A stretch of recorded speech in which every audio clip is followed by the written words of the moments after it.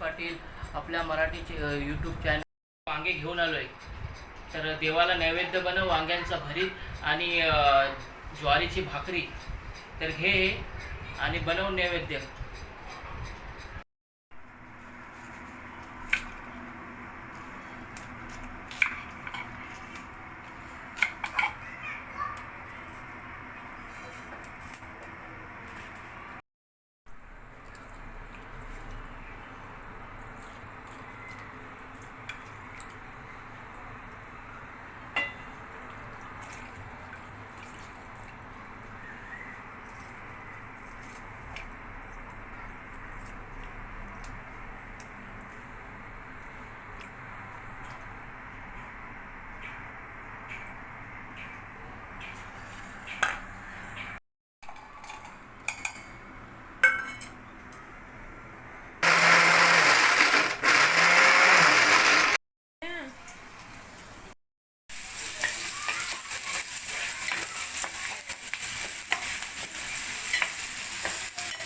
लसूण मिरची घेतले वाटून थोडीशी.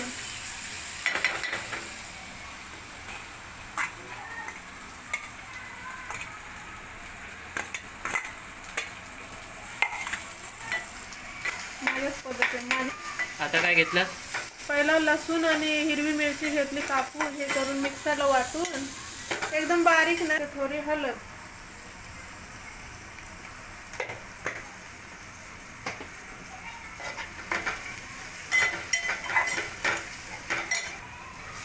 लाल मसाला टाकायचा ना, हिरवी मिरच्या वाटून टाकलं मुलं.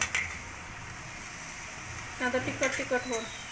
आपण देवाच्या नैवेद्याला बनवताना देवाला कांद्याची पाताची भाजी आवडते, त्यासाठी आपण त्यात लाल मसाला वगैरे नाही टाकत, साधी आणि सिंपल करतो भाजी.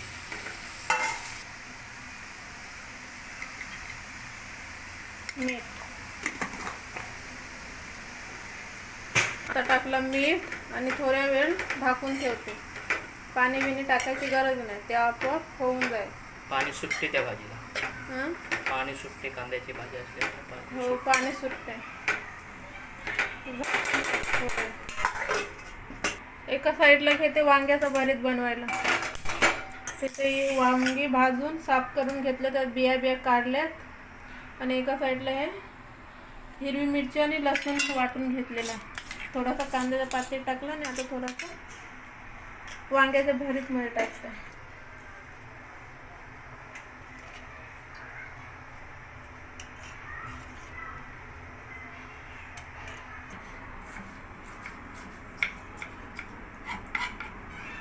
टोमॅटो काप, फास्ट कापतेस टोमॅटो एकदम. कढईमध्ये तेल टाकले,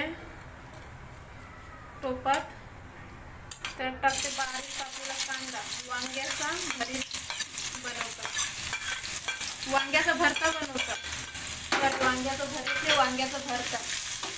तर मित्रांनो, आज चंपाषष्ठी निमित्त कांद्याच्या पाताची भाजी आणि वांग्याचा भरता आणि ज्वारीची भाकरी. आज अलगच रेसिपी चंपाषष्ठी निमित्त होणार आहे आपल्या इथे.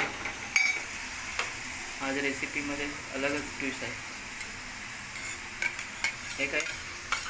ते हिरवी मिरची आणि लसूण वाटून घेतलेला आहे, तो टाकला. थोडंसं मीठ टाकतो. आता टाकूया हळद.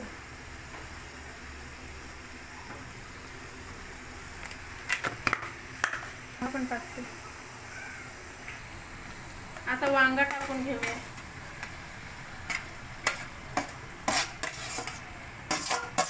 त्याच्यावरून थोडासा शिजला तर टॅमॅटो टाकायचा आणि लाल मिरची पावडर, गरम मसाला. ते तुम्हाला दाखवतो. बघा कसा मस्त आले कलर. शिजून घेतले. हळद,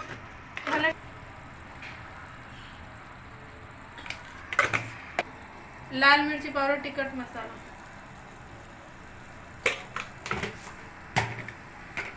मस्त पैकी आता घाटून घेऊया. वांग्याचं भरीत आणि एक साईडला तरवले भात.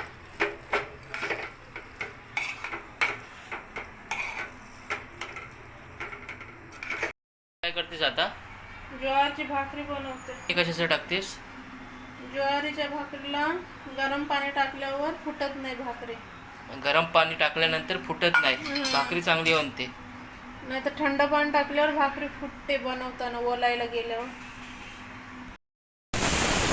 अशा प्रकारे सर्व आता जेवण झालेलं आहे. वांग्याचं भरीत, डाळ, भात, कांद्याच्या पातची भाजी आणि आता भाकऱ्या भाजत आहे. आणि आता अशा प्रकारे भाकऱ्या भाजत आहे मी. बघा कशा भाकऱ्या भाजते ते. हे बघा.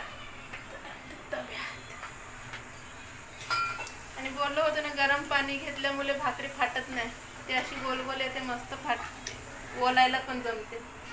थंड पाणी घेतल्यावर ते भाकरी फाटते, ओलायला गेल्यावर बराबर येत नाही. म्हणजे ज्वारीची भाकरी भाजताना जे काय गरम पाणी वगैरे लागते ती फुल माहिती तू दिलेली आहेस. हां, त्याने फाटत नाही, भाकरी चांगली बनते. ज्वारीच्या पण भाकरीला आणि बाजरीच्या पण भाकरीला, नाचणीच्या भाकरीला गरम पाणी घ्यायचं.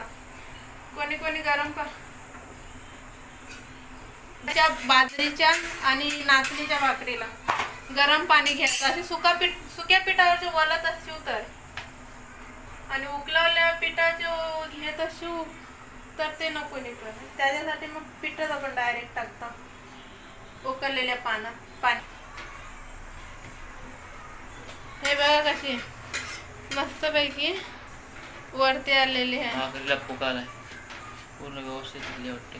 पूर्ण गरम पाणी घेतल्यावर त्यामुळे ना. हा, नरम पण होते मस्तपैकी, सॉफ्ट होते गरम पाण्यामुळे. पूर्ण फक्त म्हणजे पूर्ण भाजते चांगली. दाखवतो मला कशी नरम. बघा एकदम नरम. बाप, हे बघा एकदम नरम झाली. जशीच्या तशी आहे. म्हणजे एकदम नरम होते गरम पाण्याने, जशीच्या तशी आहे.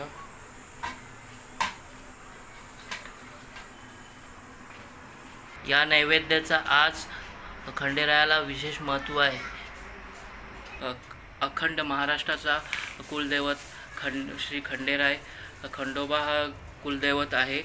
हा कुलदैवत कुलाचं रक्षण करत असतो आणि तो सर्वांच्या हाकेला धावत असतो. आज त्या चंपाषष्ठी का करताय तो? चंपाषष्ठी का करतात तर चंपाषष्ठीत एक अलग कथा आहे. चंपाषष्ठी हा खंडेरायाचा मणिमल्ल नावाच्या राक्षसाचा संहार करण्यासाठी शंकराने, भगवंताने, शंभोने हा मल्हारी अवतार धारण केला. सह्याद्री पर्वताच्या रांगेतील जह्याद्री नावाच्या डोंगरावर हा अवतार घेतला गेला. तोच पुढे जेजुरी गड या नावाने प्रचलित झाला. मणिमल्ल हे राक्षसांबरोबर मार्गशीर्ष महिन्याच्या पहिल्या दिवसापासून सलग 6 दिवस युद्ध चालले आणि या षष्टीला राक्षसांचा नायनाट करून विजय संपादन केला. तो दिवस म्हणजे चंपाषष्ठी होय. विजय झाल्यावर देवांवर चाफ्यांच्या फुलांचा वर्षाव झाला. ची फुलं आणलीस ना तू? आज देवाला प्रिय आहे ते चाफ्याच्या फुलांचा आज विशेष महत्त्व आहे चंपाषष्ठीचा. तसेच जी एकविरा माता आहे ते जलवाहिनी माता आहे, रेणुका माता, आणि एकविरा माता ही जी माता आहे, देवी आहे, ही आगरी कोल्यांचे रक्षण करत असते. ती कुलस्वामिनी आहे. तसा जे एकविरा आणि तुळजाभवानी ही कुलदेवता आहे. मग आता सर्व एवढं सांगितलं, मग वांग्याचंच भरीत का खंडोबाला आवडते आणि कांद्याच्या पातची भाजी का आवडते आणि ज्वारीची भाकरी का आवडते, दुसरं का नाही जेवण आवडते? असं महत्त्व असं आहे की चंपाषष्ठीच्या दिवशी भगवान खंडोबाला काही खास पौराणिक पदार्थाचा नैवेद्य दाखवला जातो. या दिवशी प्रामुख्याने नैवेद्य ठेवले जातात. त्यामध्ये वांग्याचं भरीत, बाजरीची भाकरी, पुरणपोळ्या, दही भात, नवा कांदा, म्हणजे जो कांदा शेतकऱ्यांचा नवीन येतो तो पहिला देवाकडे ठेवला जातो. त्यामुळे या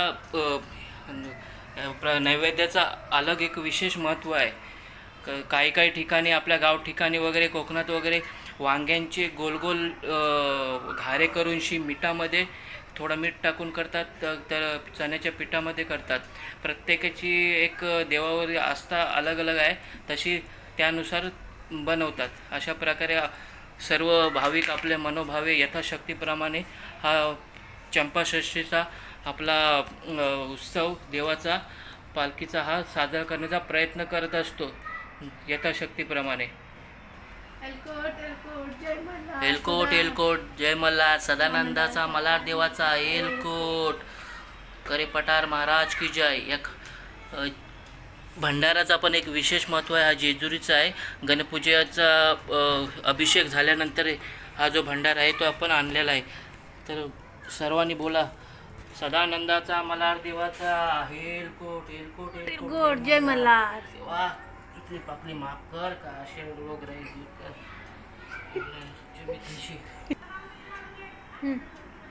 एलकोट एलकोट जय मल्हार, सदानंदाचा एलकोट.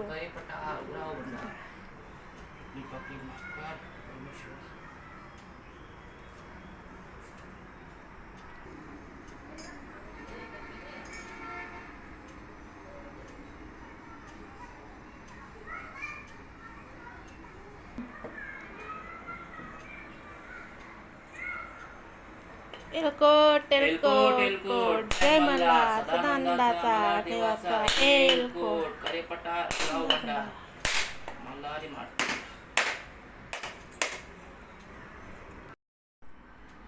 तर मित्रांनो, अशा प्रकारे आपली देवाची पूजा झालेली आहे आणि देवाच्या पूजानिमित्त चंपाषष्ठी निमित्त आपण एक देवाची जे देवाला नैवेद्य आवडते त्याची एक रेसिपी पण दाखवण्याचा एक प्रयत्न केला आहे. तर आजची व्हिडिओ तुम्हाला कशी वाटली ती कमेंटमध्ये नक्की एलकोट एलकोट जय मला कमेंट करून नक्की सांगा. आणि आवडल्यास लाईक शेअर आणि सबस्क्राईब करा. पुढील व्हिडिओ नवीन बनवण्यासाठी आपण दुसरी एक अलग काहीतरी बनवूया. तर भेटूया पुढल्या नेक्स्ट व्हिडिओमध्ये. धन्यवाद. एलकोट एलकोट जय मल्हार.